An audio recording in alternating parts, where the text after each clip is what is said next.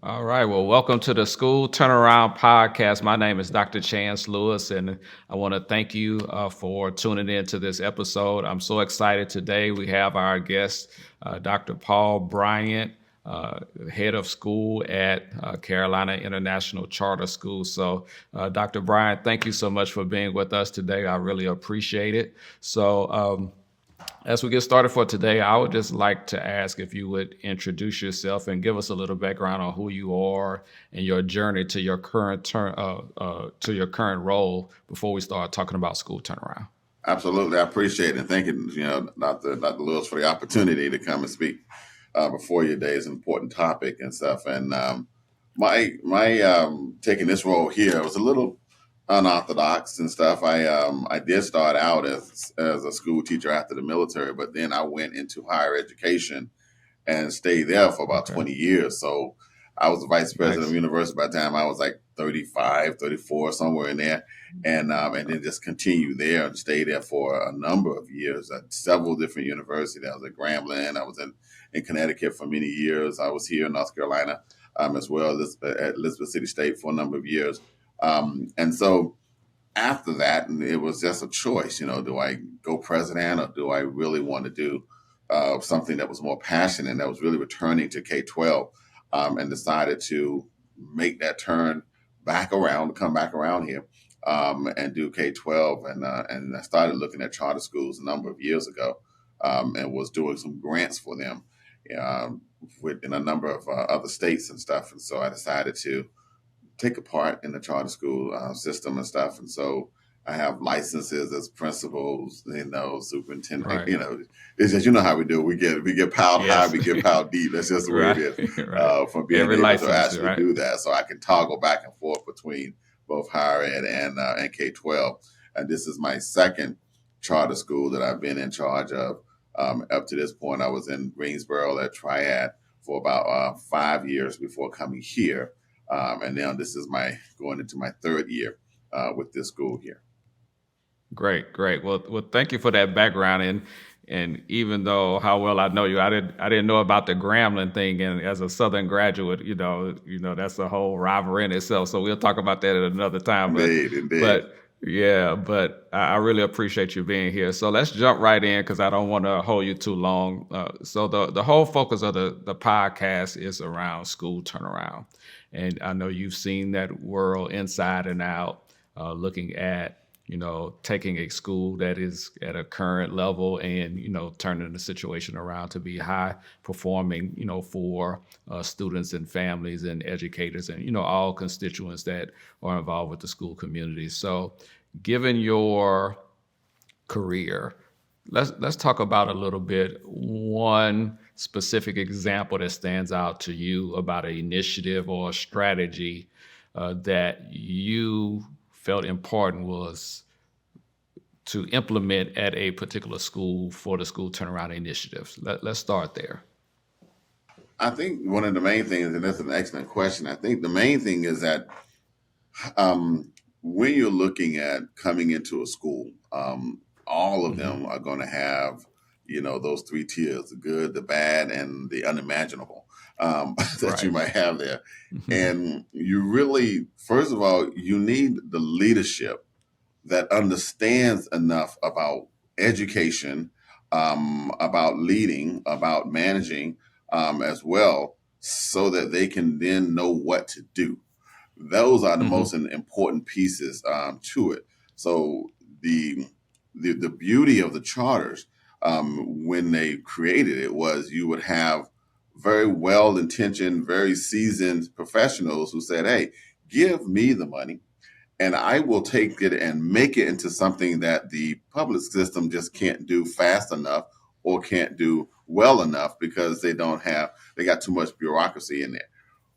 But Right. when you don't have that, then you don't have people who know what to do at the right time.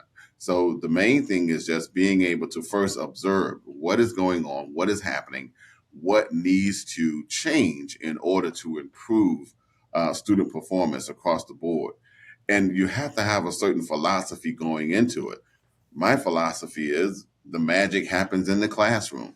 And so I go in Right. with that notion of saying, we need to do something about these classrooms, about these teachers, about the preparation, about the training, about being a part of a team that understands what student performance is all about and how to galvanize that and enrich that, and then start to move things forward from there.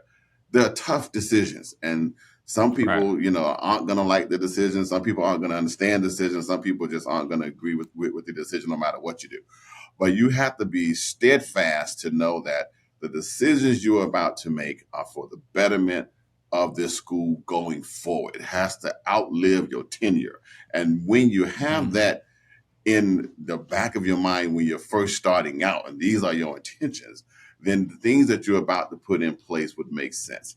And you stick with what you believe is going to work, and you bring in other experts as needed to make certain that what you're doing and what you're trying to do makes sense going forward. So it's always that first Yeah. step is understanding what needs to be changed and starting to put together that change matrix. What's going to happen in the first 6 months, what's going to happen in the first year, the first 3 years, and things of that particular sort start to unfold as you're starting to look into that.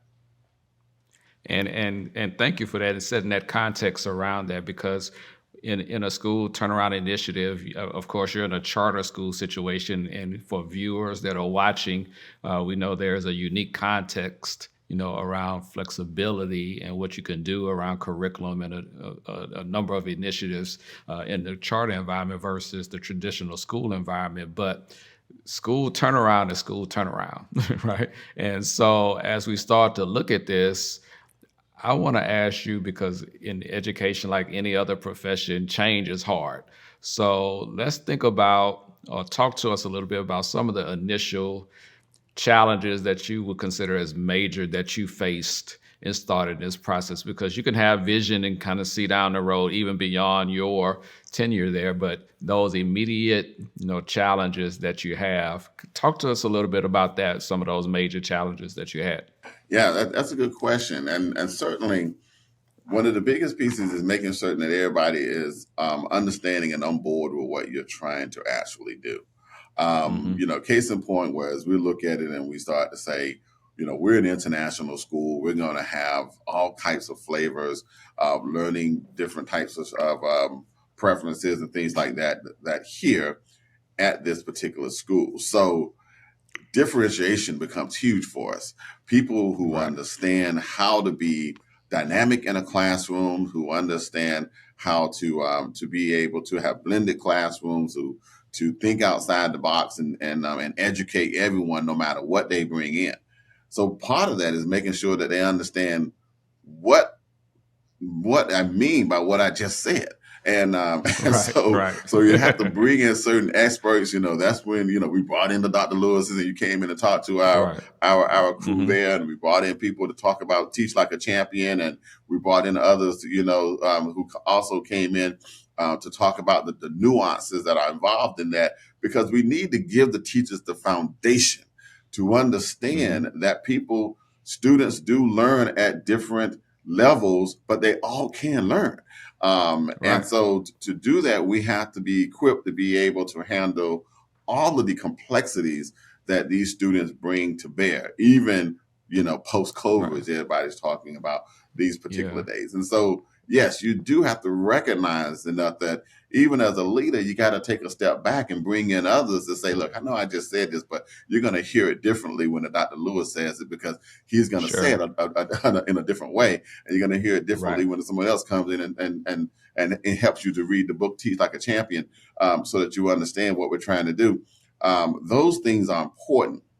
And then to start to have the little successes along the way. So it was important to start at the right tone, to get people to understand what you're trying to do, and then to say, we're going to measure what happened before you had that conversation with the Dr. Lewis, what happened after you Right. had that conversation with Dr. Lewis, and let's see if it results in an increase in student performance. And when that started to Right. happen, then Right. you're golden. At that point, you have them. Right. You have them Right. believing that what you're saying and what you're talking about has merit. That's important. And that's very interesting that you say that, with those challenges and, to move a school forward. And I know with your military background, you do a number of things to get prepared for, a variety of things that you're going to see. But I'm sure in this process, there are some things that you didn't even prepare for that you faced, and talk about that just a little bit, because as school leaders watch the podcast and things like that, I mean, what are some things that kind of caught you off guard, as you were doing this thing, like, wow, I didn't even think about that? That definitely are. I mean, even though I've only been here, just a little over a couple of years and stuff, there are things that happen that you get thrown into your plate. Every school has a culture, and Sure. sometimes that culture is good for the school, and sometimes it may need to be altered slightly in order to get where you need to actually be. The leaders of a school may not be the ones sitting in that chair. And so Hmm. you have to quickly ascertain who are the leaders of the school, and do these leaders have the best interest of this school to where we're trying to head to? If not, we may need to make some changes to be able to refocus the leadership with the Hmm. understanding of where we're headed.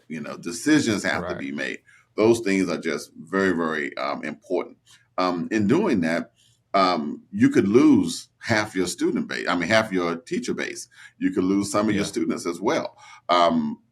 But you're talking about futuristic growth. And so you have to be able to make decisions with the understanding, okay, well, if I do this, this person has a following. So I may lose 10 teachers along with that, and I may lose, a few students along with that as well. But I believe that this is important because this is keeping them there, stopping the momentum from going Right. forward. And everything is about momentum when it comes down to student performance and being able to get to where they need to be. It's all about that. And so you do have to look at it from that particular standpoint to say, you don't just jump from being a D school to being a B school, or being a C school to being an A school. Right. You can Hmm. see that happening. You see that momentum headed in the right place. You see that you're doing the map scores, and the map scores are getting better. You see more routines happening in the classroom. You see more blended learning. You see more differentiation going Sure. on. You see these things starting to take place, which manifest themselves in these higher scores. And when that's not happening, and you feel like you're just going around in circles a bit, you say, okay, we could do better if we had people who really understood leading some of these groups and stuff. And so let's see if we can't make a few changes and then start heading up into the right direction. And sometimes you Yeah. do have to actually do that in order to start moving forward.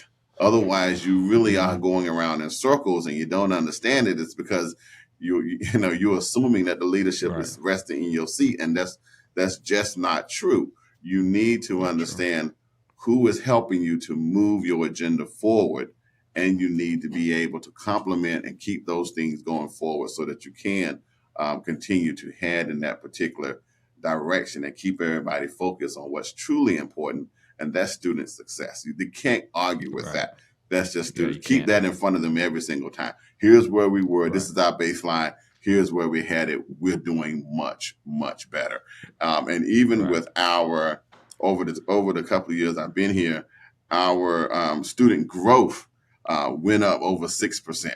I mean, it was just, Right. you just see it happening, and being Right. able to celebrate that, to say, hey, we had for in a while for the school over the last maybe 4 or 5 years over 80% student growth. That's huge. That's huge. Huge. Very And huge. that starts to get the people realizing, what, I think we're on to something here. Those things become very Hmm. important. Hmm. And so in that statement, you dropped a lot of wisdom, of all what needs to take place. And so if you were talking to a new school leader or a new leader that may be in a situation where they're entering a turnaround situation, what would be maybe two or three key pieces of advice that you would give them in facilitating this process that they would need to know to effectively do it? Yeah. That's an excellent question. I would say thing number one, know your stats. You need to know Okay. where you are. You got to have your baseline ready, Right. because this is about growth, and that's Mm-hmm. everything from what is the strength of your teachers and their credentials, and do you have them in the right place, to what is happening with your your student performance stats. Where are they headed, and you look at it in terms of growth, not just proficiency, but you look at it in terms of growth. Think growth. Are they Mm-hmm. growing at certain levels?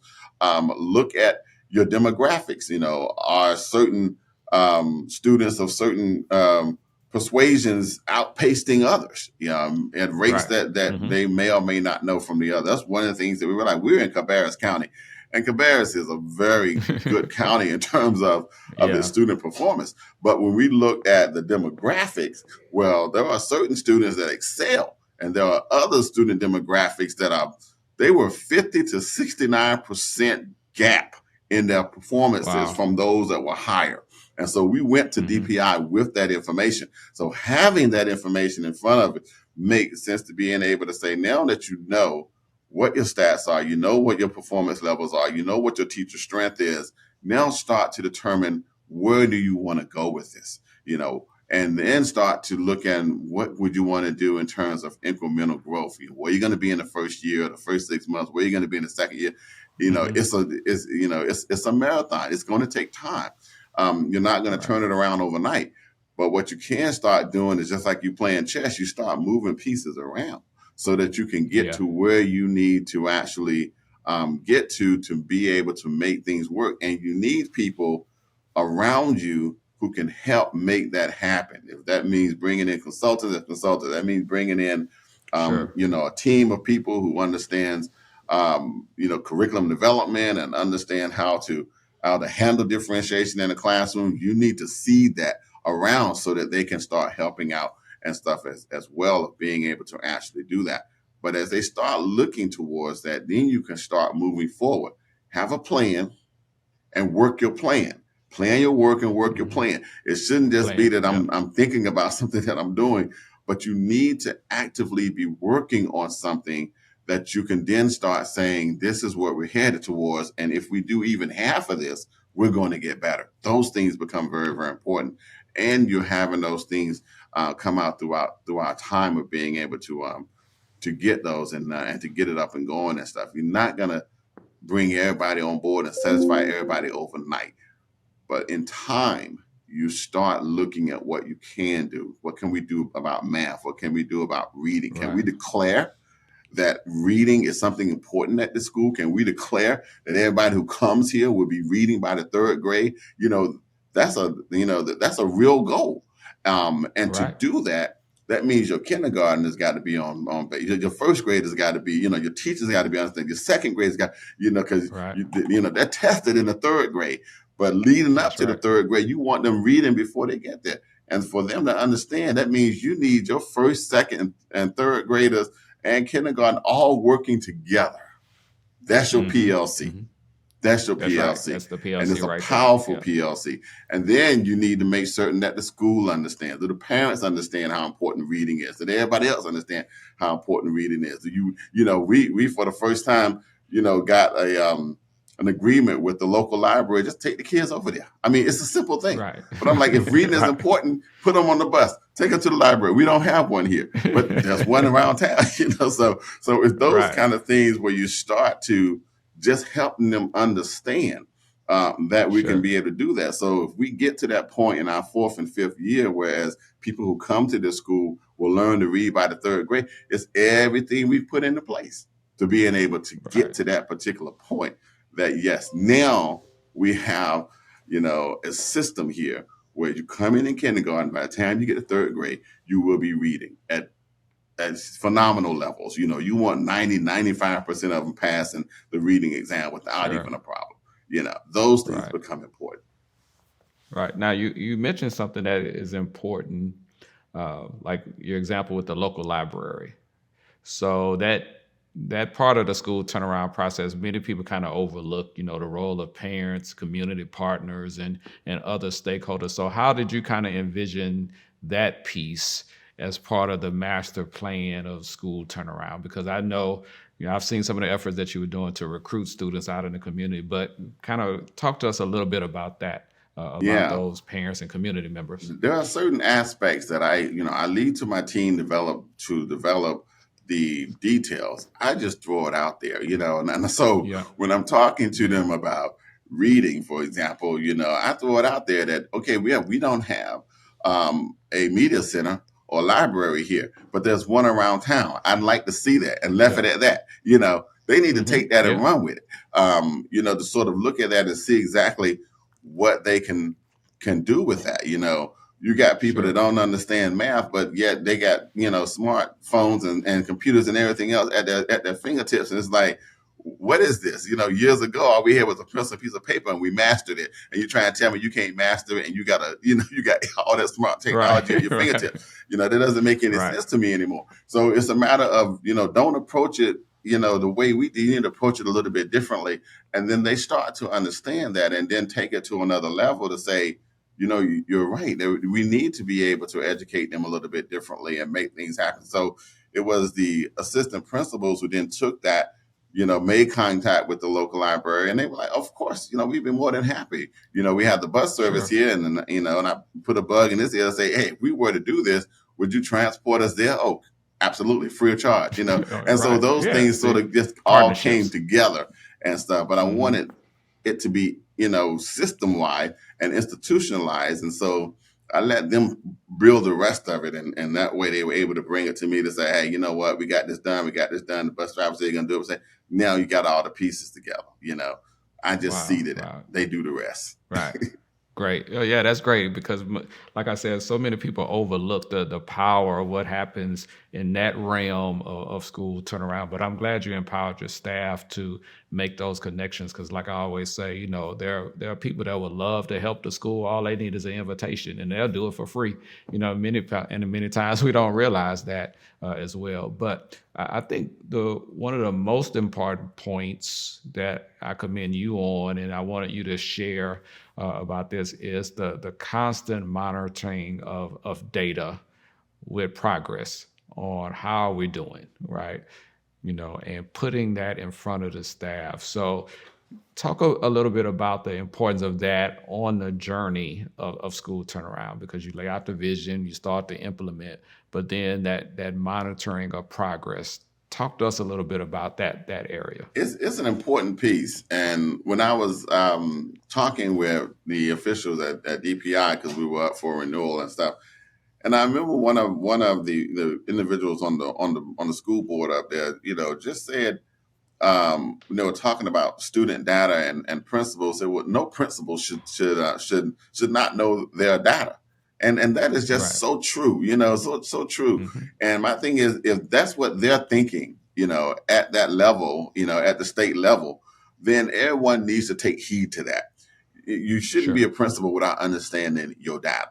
And you shouldn't be a Hmm. principal without understanding, exactly how all of it works together. Because one of the things that they need to be clear on is this: the federal government provides funding for education, and with that comes the stipulation that you have to perform these tests. You got to show that the students are Right. growing. So a lot of the tests that we have is from federal government, being able to be a part of that. That's why sometimes when they say, we're just going to get rid of the Department of Education, I say, you know what, you don't know what you're starting here, because Right. because Right. there's so Right. much tied into all of that.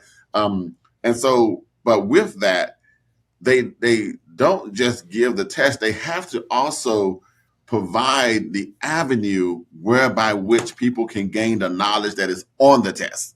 And so what you Hmm. have, in North Carolina, like anyone else, is all of this material and all of these resources and all of this software that leads right up to what you're going to be asked on the test. So you have Right. the exams, and then you have all of the standards, and then you have the standards that are being tested, and then you have the resources that Hmm. match the standards that are being tested, and it's Right. all just sitting right there. And so sometimes I look at them and I say, but you all, you're not even playing the game. It's like you're on the Right. court, but you got a Right. volleyball instead of a basketball, and you're That's, wondering that's why. right. You're wondering That's why right. your shot just isn't making it. And so they need to understand how things are done. All of the information that is sitting inside of the system that we call EVOS and stuff. It has all of our historical data of everybody who has tested in North Carolina. You need to know how to navigate that, how to use it for Hmm. your advantage, how to understand student growth, and then how to start to determine what it means for students to be able to do that. And then if you're going to use your other assessments that you have, whether it's MAP or whether it's Mastery Connect or something like that, you need to know why you're using that. And then you got to have Exactly. those, because those give you the incremental pieces towards the state goals and stuff from there. And Hmm. again, it's all sitting right there, because you're using MAP, for example. It will tell you a student has to somewhere get between 240, 250 to even think about proficiency. And you got a kid that's Right. got 199. So that's going to tell you Right. right there that you're going to Right. have to grow that kid and stuff. And That's growth right. doesn't mean that they're gonna make the 240, but can they make higher than 199 when you test them a third Right. time?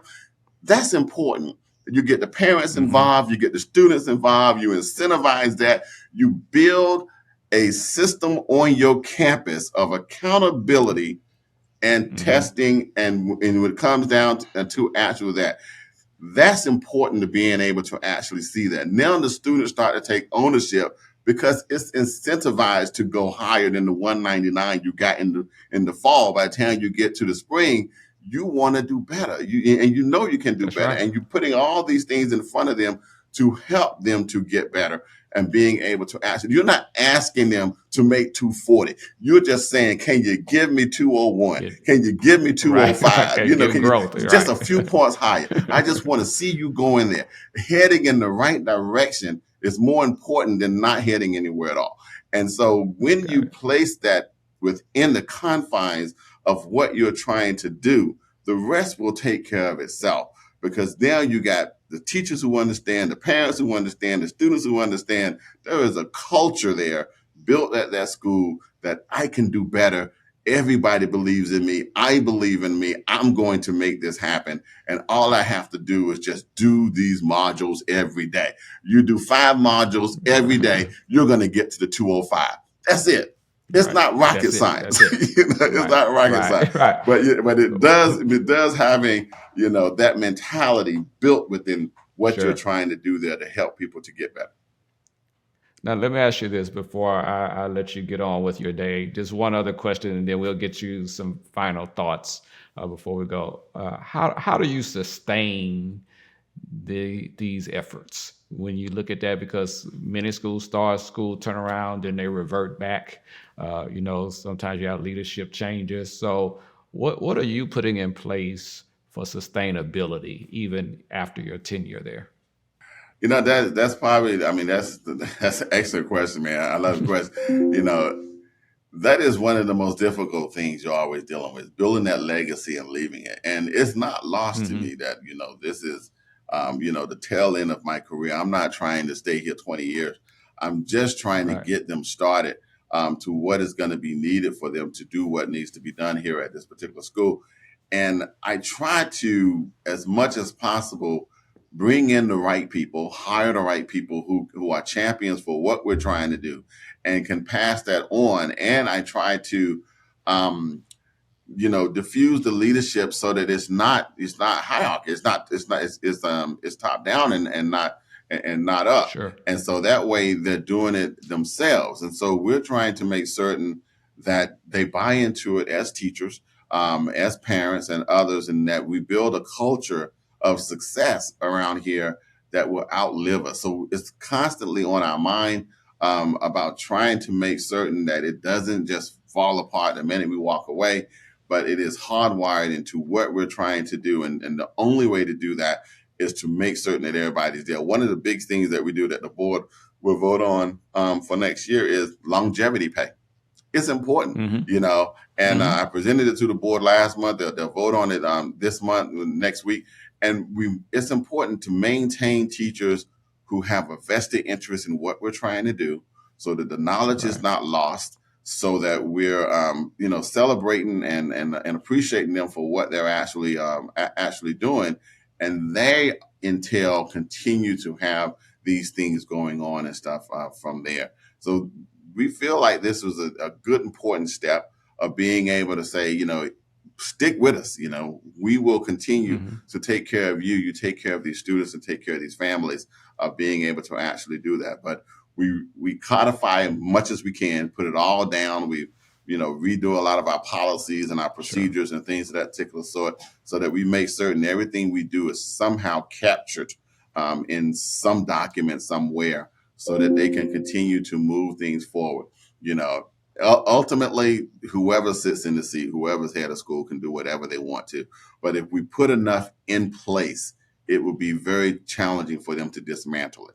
And if the success continues, no one is going to curtail success. It's just not going to happen. More than likely, it's not going to happen. Right. Not intentionally Right. anyway. So Right. we're going to Exactly. try to let the Exactly. success speak for itself and continue to move forward and stuff from there, to being able to do what needs to be done. Well, good, good, good. Well, thank you so much for everything today. I know your time is valuable, and I want to honor that as well. Thank you for being part of the School Turnaround Podcast. And as you start to look at and kind of look down the line in the future, what will be your 30-second response of some things that may be out on the horizon that a school leader may need to be thinking about possible changes coming down the line that they need to be aware of? Yeah, I think the main thing at this point is, myself, I'm trying to build a legacy. I'm trying to get the rest of these books out. I know you have many more than I do. I'm trying to get number 3 finished Oh, up, come and you on. on like number 30. So I'm trying to get the next book on leadership done, and trying to give a little bit back and stuff.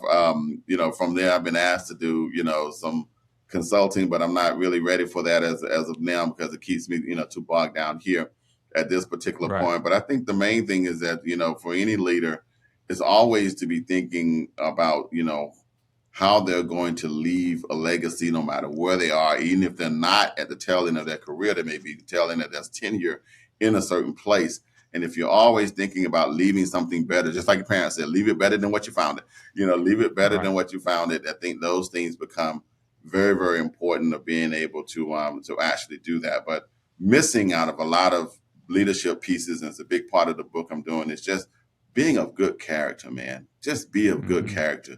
We don't have enough of those leaders that once built these industries and built these schools and built these Sure. universities, and they were men and women of tremendous character, the tremendous Character. intellect. Yeah. And sometimes you run into it and sometimes you don't, but we need more who are thinking Yeah. in those particular realms and saying, I just want to be able to do what's right and do it to perfection, and leave it for someone else to pick up and take it from there. And it's nothing personal about what you have to do when you make decisions. It is about these children. And to the extent that you Hmm. keep them at the forefront, things will continue to move forward. Well, wow, wow. Well, thank you so much. I really appreciate you. We will definitely be in touch with you with the podcast, but I just thank you so much for sharing your knowledge with us. I don't take it for granted because you're a valuable asset, to the education community, and that's why I wanted to make sure we had you on the show as well. So thank you so much. I appreciate your time. Indeed. Thanks a lot, my brother. Take care. You have a good one. Okay, you too. Take care. All right.